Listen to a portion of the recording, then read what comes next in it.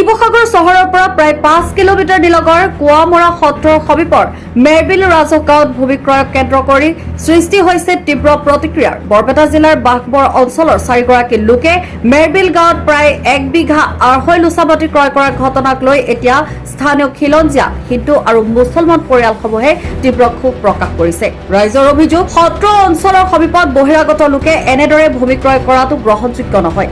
খিলঞ্জীয়া হিন্দু মুছলমান উভয় সম্প্ৰদায়ৰ লোকে একেলগে ইয়াত বিৰোধিতা কৰিছে। তেওঁলোকৰ আশংকা, এনে ভূমি হস্তান্তৰে অঞ্চলটোৰ জনগাঁথনি আৰু সামাজিক পৰিৱেশত প্ৰভাৱ পেলাব পাৰে। ঘটনাক এতিয়া কেন্দ্ৰ কৰি এই অঞ্চলটোত চেপা উত্তেজনাই বিৰাজ কৰিছে। স্থানীয় ৰাইজে প্ৰশাসনক বিষয়টোত হস্তক্ষেপ কৰিবলৈ দাবী জনায়। বৰ্তমানলৈ প্ৰশাসনৰ তৰফৰ পৰা কোনো আনুষ্ঠানিক প্ৰতিক্ৰিয়া প্ৰকাশ পোৱা নাই। আমি ইয়াত আছো, আমাৰ ইয়াত কোনো ধৰণৰ তেনেকুৱা আগৰ পৰাই মিয়া নাই আৰু এতিয়াও আমি বিচৰা নাই যে মিয়া কোনোবা সম্প্ৰদায় আহি আমাৰ মানে যিটো এনাজৰি আছে চিঙা ভাঙা নকৰে। আৰু তেওঁলোকক আমি আগতে কথা বতৰা পাতিছো দুই একৰ লগত। তেওঁলোকে পটকে মাটি কিনিলে কোনোবাই বিকিলে সেইটো বেলেগ কথা আছিলে।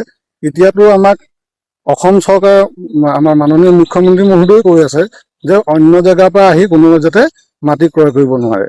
ইয়াৰ বিষয়ত যেতিয়া মাটি ক্ৰয় কৰিলে কোনোবা এজনে ৰেজিষ্ট্ৰেশ্যনো কৰিছে, সেই ৰেজিষ্ট্ৰেশ্যন কৰোঁতে মাটি মণ্ডল বা ৰাজচক্ৰৰ বিষয়া তেওঁলোকে কেনেধৰণে কৰিছে আমিতো নাজানো, কিন্তু আমি স্থানীয় নাগৰিক হিচাপে ইয়াত আমি প্ৰশ্ৰয় দিব বিচৰা নাই। ইয়াত কিমান টকাত কিনিছে কিবা জানে নেকি? টকাটোৰ পৰিমাণ বিশেষ নাজানো, কিন্তু মাটিৰ পৰিমাণটো গম পাওঁ, প্ৰায় 1 বিঘা 2.5 লোচা মাটি। কাৰ হয় মাটিখিনি? মাটিখিনি অৰিজিনেলি বহুত বেলেগ পুৰণা মানুহ আছিলে। এতিয়া বৰ্তমান ববাটোকা বুলি কয়, তেখেতৰ গাত একো কথা নাই। তেখেতে মানে বিক্ৰী কৰিছে, তেখেতৰ প্ৰয়োজন হৈছে, তেখেতে বিকিছে। তেখেতৰ লগত আমাৰ কোনো কথা নাই।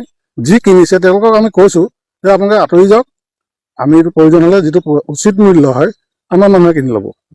হয়, মুঠতে মিয়াক ইয়াত প্ৰশ্ৰয় দিব বিচাৰে। মিয়াক প্ৰশ্ৰয় দিব বিচৰা নাই, সম্পূৰ্ণ সকলোৱে জানে মিয়াই যি কৰি আছে আমিতো সদায় পাই আছো, দেখি আছো। সেইটো কাৰণে মিয়াক আমি ইয়াত স্থান দিব বিচৰা নাই।